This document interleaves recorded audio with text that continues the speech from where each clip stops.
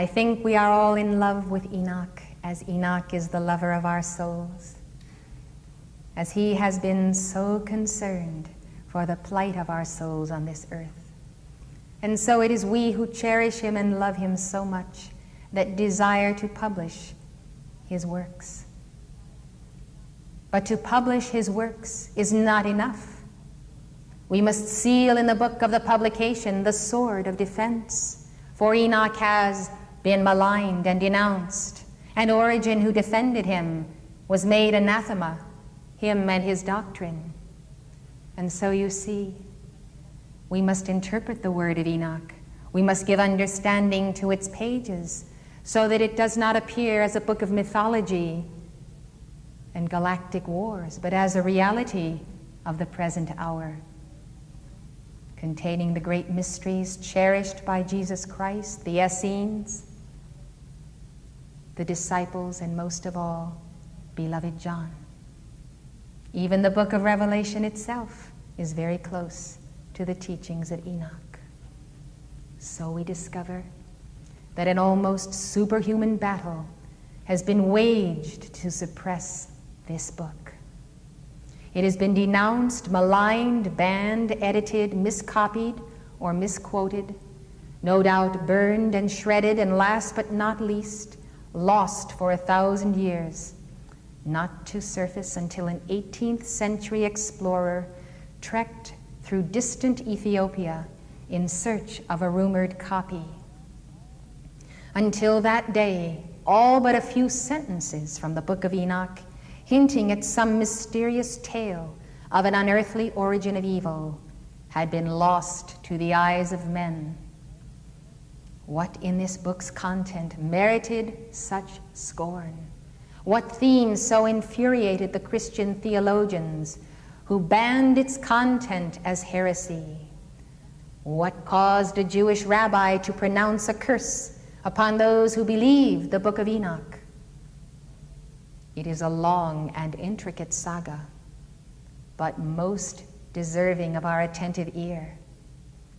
1,500 years have brought to light today not only the book of Enoque itself, but also the first glimmers of the conclusive evidence that will clearly expose the great error of judgment cast against the book of Enoque by the authorities in church and temple. After many long centuries of obscurity, the book of Enoque was brought to light 2 centuries ago by Scottish explorer James Bruce. The book had been preserved in the Ethiopic church, which had accorded it canonical status and respectfully placed it either at the beginning of the Ethiopic Bible or beside the books of Job, Daniel, or Solomon. Bruce brought 3 Ethiopic copies of the book of Enoque back to Europe, one of which went to Oxford's Bodleian Library. The Bodleian copy was some 50 years later fully translated into English by Dr. Richard Lawrence, a professor of Hebrew at Oxford. Subsequent translations and editions of the book of Enoque, based upon several additional manuscripts of the book, which also surfaced in the 19th century, have helped familiarize the world with this long-forgotten work of the Judaic tradition. The earliest Ethiopic copy was apparently made from a Greek manuscript of the book of Enoque, which was itself also a copy of an earlier text. The original was apparently written in a Semitic language now thought to be Aramaic. The 20th century discovery of several Aramaic fragments of the Book of Enoque among the Dead Sea Scrolls at Qumran seems to corroborate this theory, although it is not impossible that future archaeologists will unearth its prototype written in some earlier language. Scholars have agreed that the book is pre-Christian. For the most part, they have dated the composition of the Book of Enoque to the 2nd century BC. That is contemporary with the Essene spiritual community at Qumran, whose members are considered by some to have authored the book. It has largely been the opinion of historians that the book does not really contain the authentic words of the ancient biblical patriarch Enoch, since he would have lived according to the chronologies in the book of Genesis several thousand years earlier than the first known appearance of the book attributed to him. But of course, the contemporary historian's knowledge of Judaic scriptural history is by no means complete.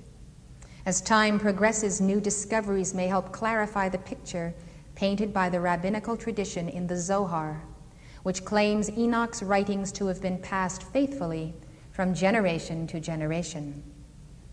The notion of divine inspiration among the Essenes or others, writing in communion with the spirit of the great patriarch himself, also merits consideration in determining the book's spiritual validity. The preceding lecture was given by Elizabeth Clare Prophet, world-renowned author and spiritual teacher. The Summit Lighthouse is an international spiritual organization dedicated to universal enlightenment. Founded in 1958, the Summit Lighthouse has been a beacon of truth to thousands worldwide and a leader in New Thought spirituality. The preceding program has been brought to you by the Summit Lighthouse. For more information, call 1-800-245-5445 or visit our website at www.tsl.org. Outside the USA, call 406-848-9500 or write to the Summit Lighthouse, 63 Summit Way, Gardner, Montana, 59030 USA.